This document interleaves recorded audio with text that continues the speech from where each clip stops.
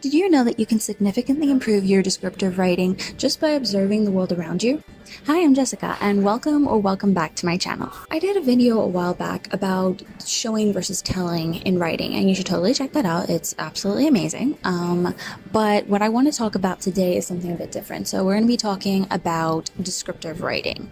Now, it's very easy to get into this whole showing versus telling thing, and then you're sitting in the same room you've been writing in for the past 3 hours, and you're looking at a paragraph, and you're like, this is not showing anything. This is all telling. How can I change it? But it's a description, and you want to evoke a feeling with this description, and you haven't observed the world around you. You haven't really taken in, what does it look like? What does it feel like if you're seeing a plant in the room, or if you're seeing other people walking around, or things like that. So you haven't been paying enough attention to have sort of a stockpile of descriptions in your arsenal to use later on. A lot of the time, I feel like as humans and as writers, which are supposed to be doing better, really, we take a look at our world and we don't actually absorb it. Like, we are aware that there's a chair on my right, there is plants here, there's a window behind me, right? Like, we're aware of it, but we don't actually take the time to break it down in our minds and actually figure out what it means. Like, what does it look like? What is it real? What feeling does it evoke? What does it do for the space? And I suppose maybe interior designers actually have the drop on us writers, because they have to actually pay attention to those things. But if you haven't taken an interior decorating class, which is like me, I haven't, or you haven't really become very observant with these things, then you can maybe find it hard to actually engage with your surroundings and be like, okay, well, what does that mean? Why is it there? What's purpose is it serving? And obviously we would decorate our homes in a way that doesn't necessarily serve that purpose. But today I'm not home. Today I am at Never at Home. It's like a hotel hostel situation, and I'm here in Cape Town. So I decided today would be the perfect day to take a look at my surroundings and sort of give you an idea of writing a description based on surroundings that you haven't really been in before, and to try and communicate a feeling through those descriptions that you create. As I walk into a room, I'm going to notice, like where I'm sitting here, there's something behind me, there's like a table in front of me, I'm sitting on a high stool, right? But what I'm not going to notice is every single piece of furniture. I'm not going to catalog every single piece of furniture in the room, because that's just not how my brain works, right?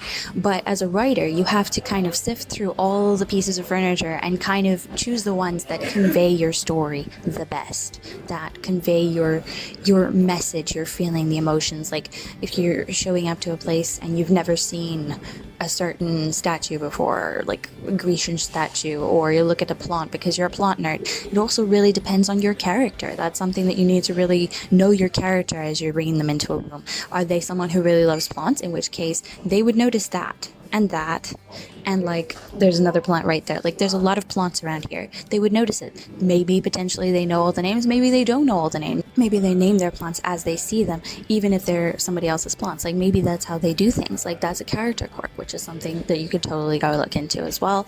Character quirks, insecurities, fears, all these things. But yeah, so like me as my own person, if I walk into a room, then I am checking, maybe I'm checking for like a leather couch, or I'm checking for wood, because these are things that I enjoy looking at, right?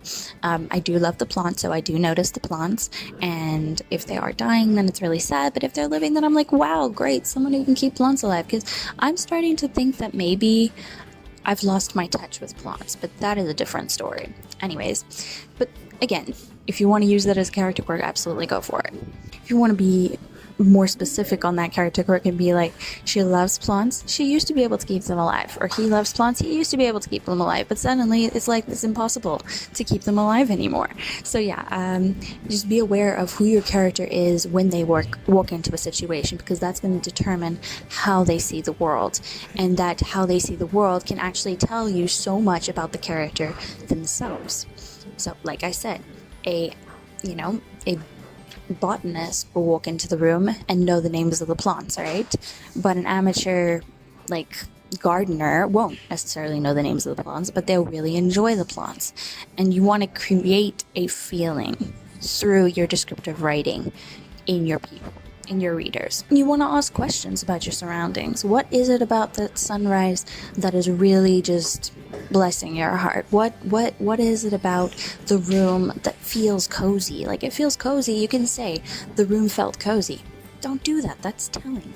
It's not showing. What you want to do is you want to show me, why is the room feeling cozy? Does the room feel cozy because there's a bunch of couches in it and a bunch of pillows thrown everywhere? Is it the warm tones of the furniture?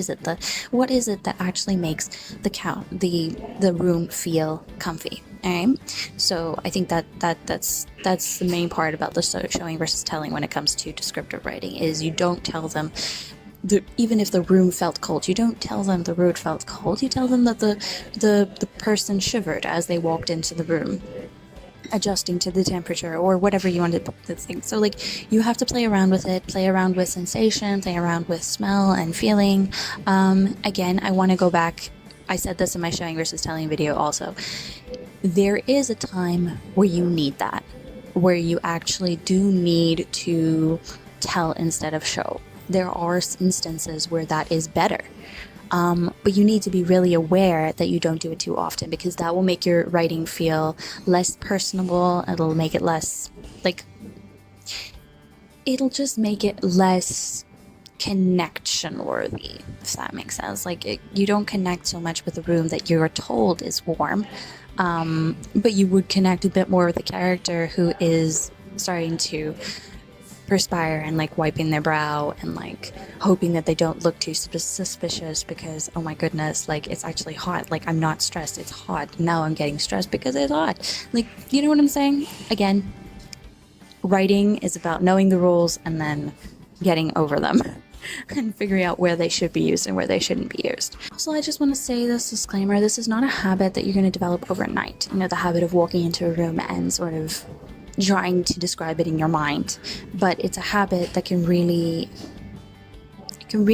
help you in your writing if you become a very observant person, is to walk into a room and understand why you're feeling that feeling. And potentially you could try the exercise of being one of your characters in your work in progress and go into the room as that character and be like, okay, well if I was that character, what would I observe? What would I see? What would I want to know? What would stand out to me? Okay, so that's a good way of getting to know your character. It's a good way of developing your writing, and because writing starts in your brain, it doesn't start on the paper. Okay, the ideas form in your brain, the words form in your brain, everything forms in your brain and then gets put on paper. So if you are constantly activating that muscle in your brain, it's not a real muscle, if you're actively creating times where your creative muscle can be stretched and moved, then you're going to be more creative when the time actually comes. We're going to do a little exercise together.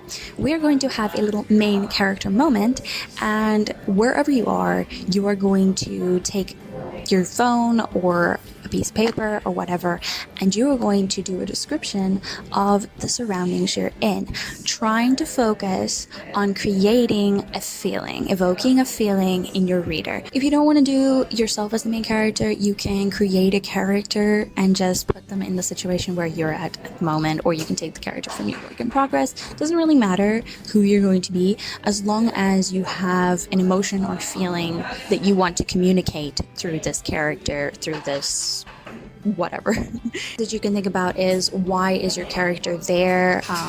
What do they think of the surroundings? What brought them there? What emotional state are they in at the moment? How does their environment affect that? Things like these are good questions just to help kind of push your story forward. And we're not going to make this long. Make it a paragraph or 2-3. It's not a short story, it's a description. Okay, so for me, my background to the story is I have traveled here for reasons that do stress me a little bit. It's a short trip. I'm staying in a hostel, which I don't usually do, but it's a private room, which I'm sharing with my sister, so we're all good. But I'm a morning person, and I kind of like it to sort of be up and about in the morning. All that taken into account, let me write my description. Okay, this is what I'm working with. This is my view from where I'm sitting, basically. How's it?